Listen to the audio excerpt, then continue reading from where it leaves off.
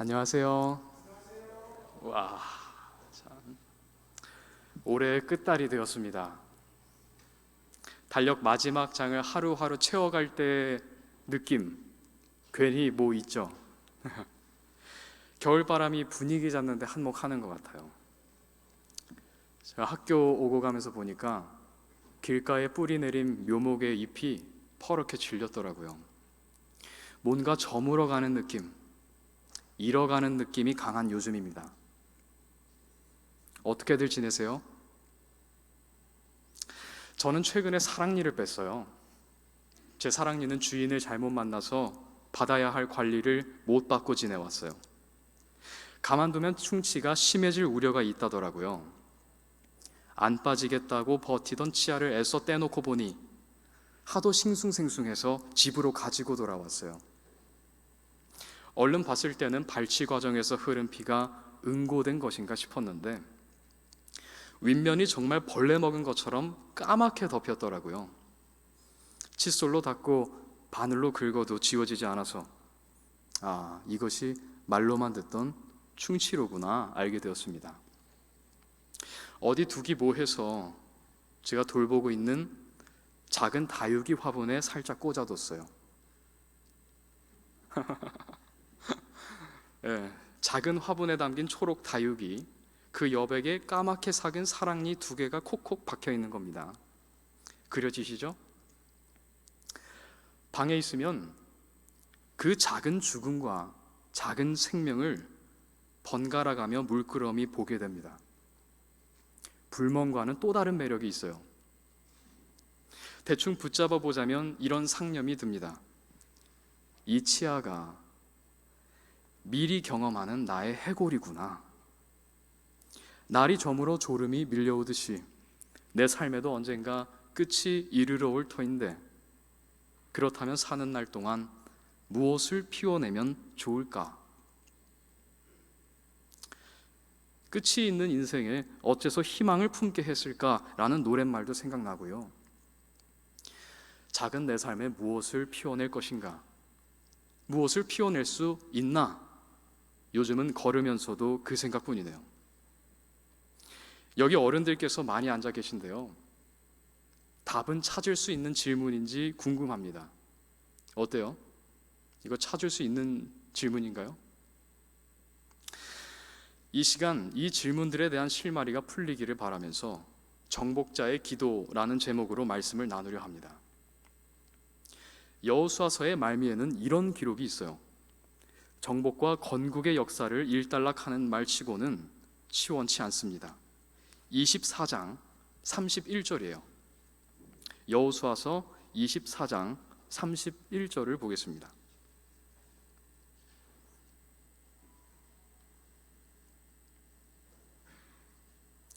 이스라엘은 여호수아의 모든 날과 여호수아보다 오래 산 장로들의 모든 날과 그분께서 이스라엘을 위하여 행하신 여호와의 모든 일을 알았던 날 동안 여호와를 섬겼더라. 앞단어와 끝단어만 보면 이스라엘은 여호와를 섬겼더라 라는 말씀입니다. 그런데 마냥 흐뭇해하기에는 그 사이의 증언이 영 껄끄러워요. 여호와의 역사를 목격했던 분들이 생존했던 동안의 일이라는 것이죠. 그럼 그분들이 돌아가신 후로는 일이 어떻게 돌아갔다는 겁니까? 목격자들이 잠들자 무슨 일이 벌어진 거죠? 바로 그 이후의 역사가 사사기입니다. 전반적으로 사사기에는 여호수아서 말미에 증언이 들이우는 그늘이 짙게 깔려 있어요. 이것과 연계해서 오늘 중심 본문인 사사기 2장 6절에서 10절을 읽겠습니다. 사사기 2장 6절에서 10절은요, 여호수아서 24장 28절에서 31절과 대단히 유사해요. 이 본문들 때문에 여호수아서와 사사기가 이렇게 엮여 있는 것을 알 수 있습니다. 사사기 2장 6절에서 10절입니다. 여호수아가 백성을 가게 하니 이스라엘 자손이 각자 자기 유업으로 가서 그 땅을 소유하니라. 백성이 여호수아의 사는 날 동안과 여호와께서 이스라엘을 위하여 행하신 모든 위대한 일을 보았던 여호수아보다 오래 산 장로들의 모든 사는 날 동안에 여호와를 섬겼더라. 여호와의 종 눈의 아들 여호수아가 110세가 되어 죽었더라. 그들이 그를 가스 언덕 북편 에브라임 산지의 딥낫 헤레스에 있는 그의 유업의 경계 안에 장사하였더라. 또 그 세대도 모두 그들 조상에게로 합쳐졌고 그들 후에 다른 세대가 일어났으나 그들은 여호와를 알지도 못하며 여호와께서 이스라엘을 위하여 행하신 일도 알지 못하였더라. 백성은 각기 제 길로 갔고 여호수아는 죽어 장사되었고 이후 세대는 여호와를 알지 못했습니다. 리더십 공백, 통신망 분산, 교육 실패, 총체적 난국이었죠. 출애굽 이후 줄곧 하나의 군대로서 움직여왔던 민족이 지파별로 흩어지게 된 데다가 이집트에서 노예살이하던 시절처럼 자기들의 하나님을 잊음으로써 자신들이 누구인지도 알 수 없게 되어버린 것입니다. 창세기부터 여호수아서까지의 역사가 그럼 뭐가 되는 건가요? 도로묵이죠. 이런 대목을 읽을 때마다 절망해버리고 싶은 유혹이 들어요. 안 되는 건가? 성서에서도 안 되는 일이라면 각성과 부흥의 꿈은 그저 꿈으로 간직해야만 하나? 일이 좀 풀리나 싶다가도 시간이 흐르면 원상복귀죠. 접붙임 받는 나뭇가지 같아요. 누군가 붙들고 있는 동안은 나무의 일부가 된 듯 보이지만 그 사람이 사라지면 언제 그랬냐는 듯이 마른 가지인 채로 땅에 떨어지죠. 학교도 그래요. 학교는 그 주기가 더 빠릅니다. 어떤 학번에서 신학면에서나 학업면에서 부흥이 있었다고 해도요, 졸업해버리면 언제 그런 일이 있었냐는 듯이 조용해지죠. 일이 누적되고 진척되는 것을 지켜볼 수 없는 구조예요. 진득하게 10년, 20년, 30년 바라보고 동고동락하면서 너 이거 가고 나 이거 가는 모습에 서로 힘을 받는 것을 기대하기 어렵다는 겁니다. 매년 달라지는 상황 속에서 여기까지 온 것만 해도 기적 같죠. 무기력해지든지 초연해지든지 다른 길이 보이지 않아요. 교회도 점점 평생 출석할 지역교회 개념이 희박해져 가는 것 같아요. 안 그래도 우리는 목회자들이 옮겨 다니는 구조인데 평생 직장 개념이 사라지고 경제 활동이 불안정해짐에 따라서 성도님들 삶의 터전 자체가 유동적인 것이 되었어요. 고형물이 아니고 액체 같아진 겁니다. 이런 추세 속에서 교회 안에 주인의식을 기대하기가 점점 어려워지죠.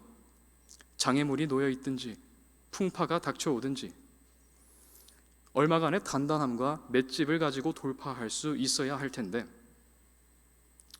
액체 같은 상태 가지고는 안 되잖아요. 새 천사의 기별은 성경의 기별 중에서도 끝기별이고 완전한 헌신을 요구하는 기별입니다. 그렇죠? 보통 주인의식 가지고 되는 게 아니잖아요.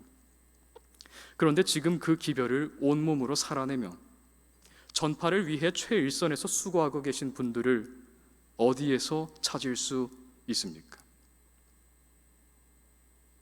우리 재림교회에서조차 새천사의 기별이 낯선 어휘가 되어가고 기본 신조에서만 읽을 수 있는 것이 되어간다면 우리는 얼마나 멀리 와버린 겁니까? 우리 교회도 그저 다른 복음주의 개신교단들처럼 하나님 계신 것을 위안 삼아 하루하루를 그저 흘려보내야만 하는 걸까요? 그렇다면 우리의 현재 분위기를 여호수아적이라고 해야 하겠습니까? 사사기적이라고 해야 하겠습니까? 여호수아와 사사기를 어떻게 비교해 볼까요? 여호수아 당시 백성들은요, 아직 가진 땅은 없었지만 비전이 있었어요. 무엇 하나 확실시된 것이 없었지만 그 몸에는 신선한 긴장이 흐르고 있었습니다. 여호수아가 요단 도하를 준비할 때 르우벤, 갓, 므낫세 지파 사람들이 한 씩씩한 대답을 기억하실 겁니다.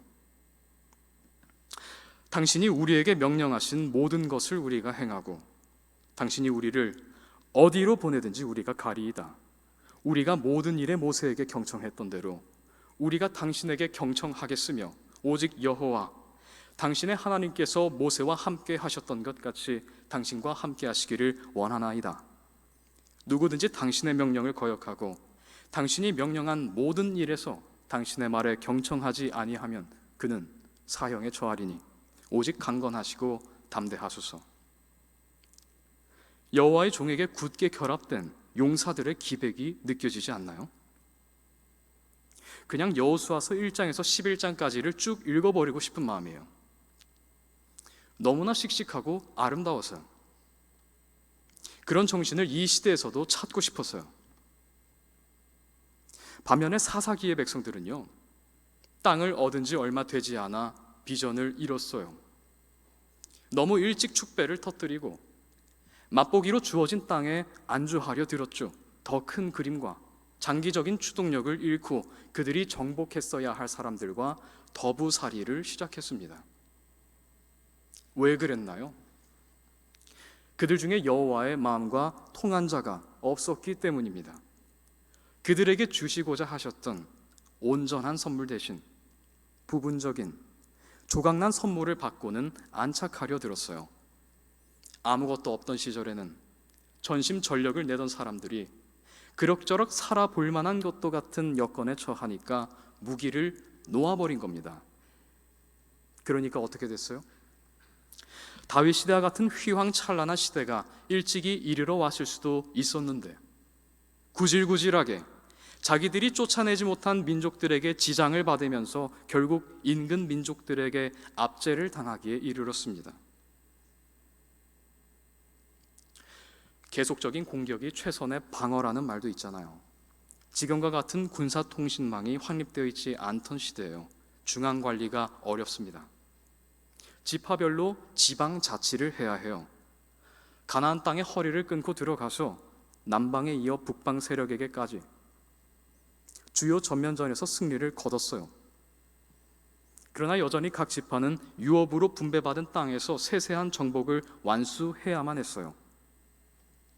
여호수아가 온 지파의 지휘관이었듯이 이제 각 지파는 내부적으로 지휘체계를 세우고 전쟁을 끝마쳐야만 했던 것이죠.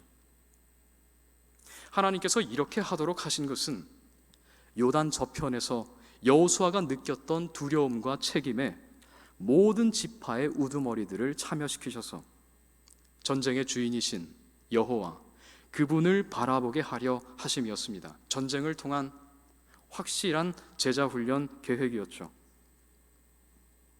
가까이 와서 너희 발로 이 왕들의 목을 밟으라. 두려워 말고 낙심치 말며 강건하고 담대해라. 이는 여호와께서 너희가 대적할 모든 너희 원수들에게 이같이 하실 것임이라. 전면전에서의 승리 이후에 여호수아는 이처럼 여호와께서 자신에게 주셨던 격려를 휘하 지휘관들에게 그대로 물려주었습니다. 올림픽에서 유도 경기 보신 적 있으시죠? 맺힌 다음 어떻게 하나요? 누르죠. 일정 시간 누른 상태로 굳혀야 승리가 확정됩니다. 누르고 금방 일어나 버리면 안 돼요. 전면전에서 영광스러운 승리를 거둔 것은 맺히고 누른 것과 같아요. 그럼 이제 굳혀야죠. 지파별로 자기 구역으로 흩어져서 국지전들 치르고 완전히 장악해야죠. 그때나 돼서야 비로소 평화시국으로 전환해도 좋은 겁니다. 경제적 안정은 그때 도모할 수 있는 거예요.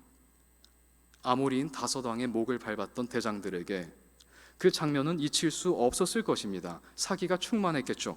그런데 사사기 1장에서 어떤 기록들을 발견하나요? 이 기록들의 갑갑함을 한번 느껴보시기 바랍니다. 1장 도처에 있어요. 베냐민 자손이 예루살렘에 거한 여부스인을 몰아내지 아니하였으니 여부스인이 오늘에 이르기까지 베냐민 자손과 함께 예루살렘에서 거하니라. 므낫세가 벳스안과 그 고을들의 거민과 타아낙과 그 고을들의 거민과 돌과 그 고을들의 거민과 이블루함과 그 고을들의 거민과 무깃도와 그 고을들의 거민들을 몰아내지 아니하였으니 가나안인들이 그 땅에 거하고자 하였더라. 이스라엘이 강성한 후에야 가나안인들에게 조공을 부과했고 그들을 완전히 몰아내지 아니하였더라. 똑같은 형식이에요. 에브라임도 몰아내지 아니하였다. 스불룬도 몰아내지 아니하였다. 몰아내지 못한 것이냐 아는 것이냐 따지자면 말이 길어져요. 아들, 이번에 왜 이렇게 공부를 안 했니? 그럼 뭐라 그래요? 엄마, 저는 공부를 안 한 게 아니고 머리가 나빠서 못하는 거예요 하면 돌려줄 말이 마땅치 않죠. 약간 그런 느낌이에요. 히브리어 원문상으로는 못했다 안 했다 구분이 희미합니다. 그래서 못했다가도 할 수 있고 안 했다고도 할 수 있어요. 그런데 안 하려고 하다 보니까 못했다는 게 가장 정확한 번역이 아닐까 싶어요. 이것과 관련해서 대표적인 대화 한번 들어보실래요? 요셉 자손이 여호수아에게 말했습니다. 여호와께서 지금까지 나에게 이처럼 복 주셔서 내가 큰 백성이 되었어요. 그런데 어째서 당신은 나에게 오직 한 분깃만 유업을 받게 하십니까? 그러자 여호수아가 대답했습니다. 네가 큰 백성이 되었고 에브라임 산지가 너에게 너무 좁다면 산림 지역으로 올라가서 브리스인과 거인들의 땅을 스스로 개척해라. 그때 요셉 자손이 다시 말했어요. 산지는 우리에게 충분하지 않다고요. 거기다가 골짜기 땅에 거하는 가나안인 베스안과 그 고을들에 거하는 자들, 이스라엘 골짜기에 거하는 자들은요 철병거를 가지고 있단 말이에요. 여호수아가 또다시 대답합니다. 네 말 맞다나 너는 큰 백성이야. 큰 능력이 있으니 한몫만 가질 것이 아니다. 산지가 네 것이 될 거야. 너 그거 개척하랴. 끝까지 내 것이 될 거야. 그들이 철병거를 가졌고 강할지라도 그들을 다 너희가 쫓아낼 것이야. 요셉 자손의 태도 어때요? 집 안에서는 떵떵거리고 그렇지만 밖에 나가서는 맥을 못 추는 아이 같지 않아요? 자기 말 맞다나 큰 백성이 되었으면 남아있는 아모리인들, 가나안인들 정복하지 못할 이유가 없어요. 대답이 궁색해지죠. 결국 철병거 가져서 껄끄럽다는 그 베스한 사람들 정복하지 못한 것으로 나옵니다. 못한 거예요? 안 한 거예요? 안 하려고 하다 보니까 못한 거죠. 못한다고 미룬 거니까 안 한 거고요. 요셉 지파만 그런 게 아니고 전체적으로 이런 분위기였나 봐요. 그 결과 자기들이 몰아내야 할 사람들과 동거했대요. 진멸하기보다 조공 받아내는 게 똑똑한 것 아니냐고 묻는 사람도 있어요. 여호수아서와 사사기 본문을 둘러싸고 쟁점이 많은 것 알고 있습니다.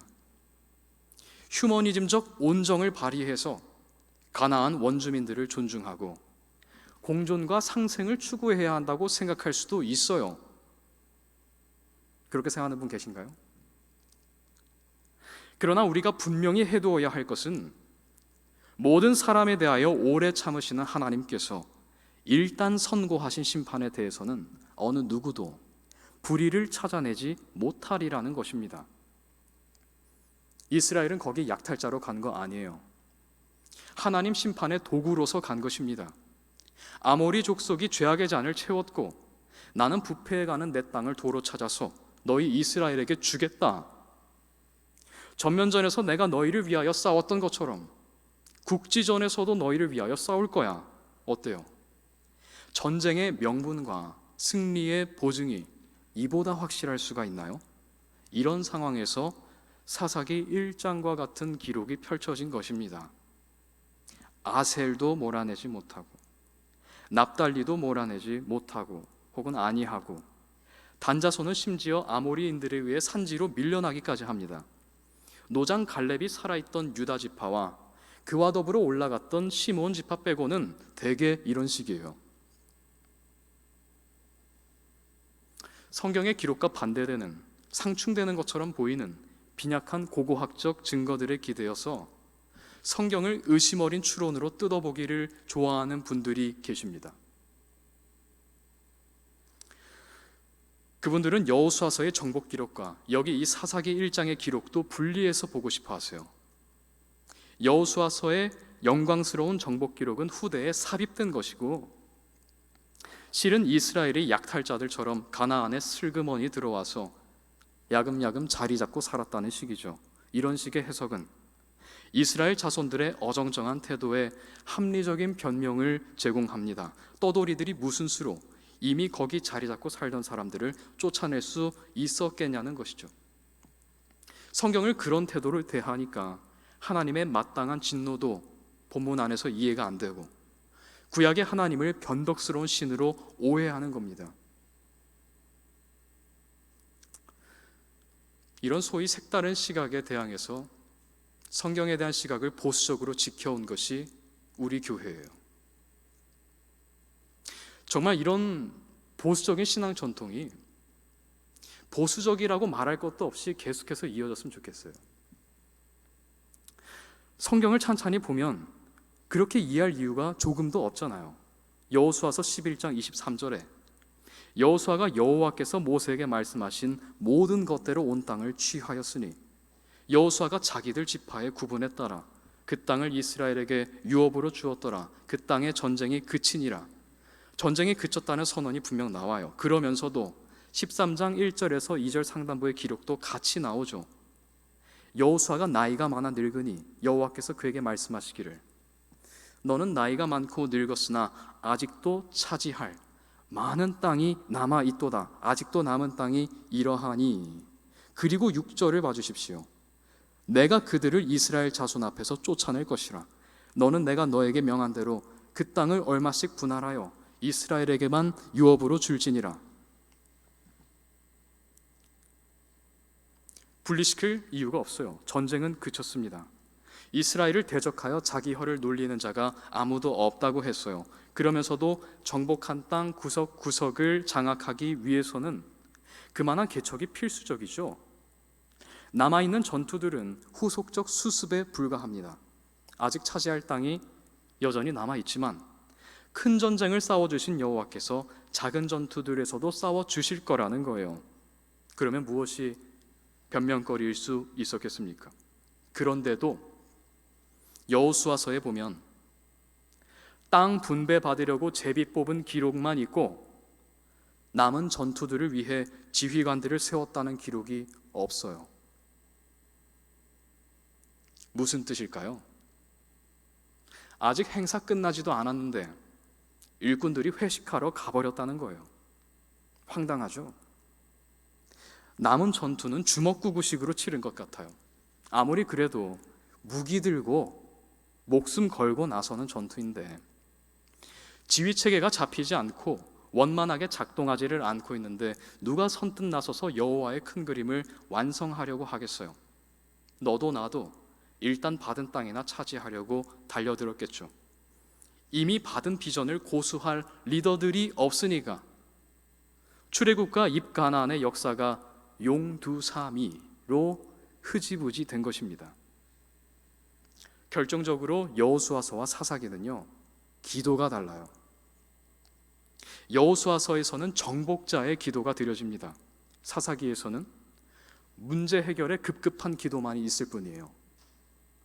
압제받아 부르짖는 기도, 그마저도 사사들을 일으키셔서 구원해 주시면 다시 더 악한 길로 접어들고요, 기도원에 쭈뼛쭈뼛하고 미심쩍어하는 기도, 이후에 그 자신이 특권층이 되어버리고요, 여호와께 승리를 구하면서 까닭없이 희생제물을 서원한 입다의 기도, 그는 딸을 잃었습니다.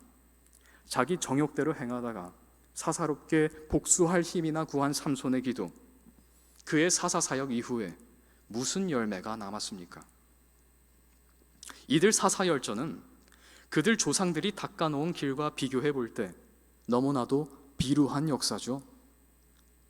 기도를 보면 그 시대의 신앙이 어떠한 것이었는가를 알 수 있지 않습니까? 이래서는 안 되겠어요. 끝이 있는 인생에 무엇을 품고 살아갈 것인가? 무엇을 피워내려 존재를 내걸 것인가? 어느 책의 분위기로 살아가는 것이 좋겠습니까? 여호수아서요? 아니면 사사기요? 여호수아의 기도를 들어보실래요? 여호와께서 아모리인을 이스라엘 자손 앞에 넘겨주시던 날에 여호수아가 여호와께 고하였으니 그가 이스라엘의 목전에서 말하기를 태양아 너는 기브온 위에 머무르고 달아 너는 아얄론 골짜기에 머무르라 하자. 태양이 멈추고 달이 머물렀으니 백성이 그 원수에게 원수를 갚기까지 하였느니라. 해가 하늘 중간에 멈춰서 거의 종일 속히 내려가지 아니하였다고 야셀의 책에 기록되지 아니하였느냐. 여호와께서 사람의 음성에 경청하신 그와 같은 날은 전에도 후에도 없었나니 이는 여호와께서 이스라엘을 위하여 싸우셨음이니라. 문제가 생기자 다급하게 구원을 부르짖는 기도도 아니고 임박한 전쟁에서 승리하게 해달라는 기도도 아닙니다. 이미 여호와의 확언을 들은 자로서 승리를 조금도 의심하지 않고 그저 그 승리의 시간을 충분히 연장해 달라는 기도예요. 물 들어올 때 노젓는 기도죠. 심지어 간구하는 어조도 아닙니다. 태양과 달에 대고 명령하고 있어요. 얼마나 깊이 사명에 잠겨 있었으면 자기가 일개 인간에 불과하다는 것도 잊어버린 것 같은 기도예요. 여호와의 종으로 생애한다는 게 어찌나 위대한 특권인지 헤아리기가 어려워요. 만일 이런 여호수아가 21세기 버전으로 이 시대를 산다고 하면 어떨까요? 여전히 정복자의 기도를 드릴 수 있을까요? 그 전에 아직 끝내지도 않은 전쟁 중에 그럭저럭 평안을 구하며 살아가는 백성을 보고 의아해하지 않겠습니까? 어쩌면 교회 내에서 괜히 부담스러운 존재로 낙인 찍힐지도 몰라요. 저 장로님 유별나게 열성적이시다. 저러실 것까지 있나? 인생 좀 즐기면서 사셔야지.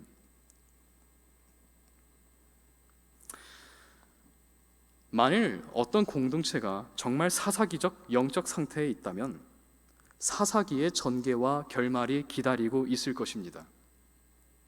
계속적인 전진 태도를 고수했더라면 겪지 않아도 됐을 잡다한 문제들을 처리하느라 녹초가 되어버릴 것이고, 그럼에도 문제는 끊임없이 발생할 거예요. 문제 해결에 급급한 땜빵식 사역자들이 되고 말 겁니다. 그러다가 간간히 사사들과 같은 비범한 인물들이 일어서기라도 하면 그래도 우리 사역이 헛되진 않네, 그것을 나름의 부흥으로 여기고 위안을 삼을지도 모르겠어요. 얼마나 비참합니까? 얼마나 초라해요.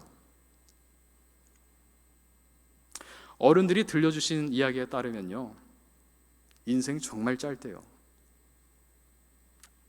가뜩이나 짧은데 언제 어떻게 변고를 당할지도 모른대요. 무엇보다도 성경에서 우리 일생을 잠깐 보였다 사라지는 안개와 같다 말씀해주고 계시니 저 역시 이 말씀을 신뢰합니다. 요즘 부쩍 발치한 사랑니를 물끄러미 바라보면서 이 사실이 더욱 분명하게 와닿고 있어요. 그렇다면 저는 더욱 명료하게 이렇게 묻겠습니다. 여호수아적으로 살아갈 것인가? 사사기적으로 살 것인가? 여호와의 온전한 큰 계획을 바라보고 앞으로 나아갈 것인가? 아니면 부분적인 선물에 안착할 것인가? 정복자의 기도를 드릴 것인가? 아니면 현상 유지와 문제 해결에 급급한 기도로 살 것인가? 우리 개인과 집단의 역량을 넘어서는 적극적인 전진의 자리가 여호와께서 일하시는 자리고 그분께만 영광이 돌아가는 자리라고 믿습니다. 하루를 살더라도 어느 편에 서야 할지 환히 보이죠. 3년 동안 정말 감사했어요. 덕분에 교회는 늘 오고 싶은 곳이었습니다. 이번 달을 끝으로 대학교에서의 목회 실습을 마칠 것 같아요. 특히 올해 배정받은 10번의 설교 기회를 통해서 두고두고 묵상할 좋은 주제들을 발견할 수 있었습니다. 평생 사역자로 살아오셨으면서 미숙한 사람이 떠듬떠듬 전하는 말, 되는 말 안 되는 말 하는 거 끄덕이며 들어주시고 한결같은 격려로 붙들어 주셔서 정말 감사했습니다. 한눈 팔지 않고 쟁기 잡은 자처럼 쭉 밀고 나가겠습니다. 감사합니다. 건강하십시오. 우리 함께 기도하겠습니다. 하늘에 계신 우리 아버지, 지난 일들을 들려주시고 우리 위치를 가늠하게 해주셔서 감사합니다. 만민에게 복음을 전파하시고 죄의 역사를 끝마치시려는 큰 계획, 저희에게 더욱 명료하게 보여주셔서 저희를 참된 자녀 삼아 주시옵소서.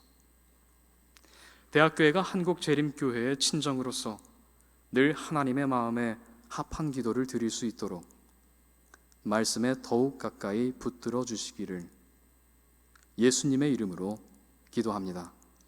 아멘.